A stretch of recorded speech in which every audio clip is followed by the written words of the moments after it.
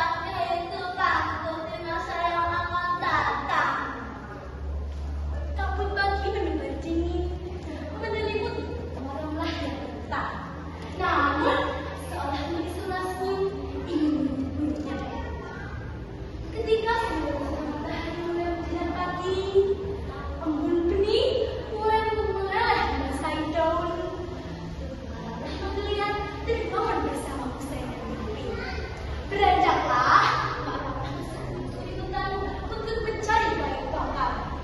Berpegangan di saluran tetesan air matanya. Ternyata di situ tanah kompakku. Ya, aku punya ide. Aku akan membuat hit-hit. Ya, kipas dari bangku. Kemudian saya akan mencari jalan ke pasar dan menjualnya. Pintar banget. Macam begitu. Semua hanya menjadi bambu-bambu, tangan yang keriput, mulai bertemu menjadi gak hati. Paginya dia menjual ke pasar. Nak, Pak, Bu, sini. Siapa yang mau beli ini? Murah, banyak manfaat. Ternyata ini malah jual habis. Alih cerita, di puncak gunung Guring ada kerajaan namanya Kerajaan Guring. Rajanya makan dan terjadi perebutan kekuasaan. Bencana kelaparan pun terjadi. Pangeran Bagong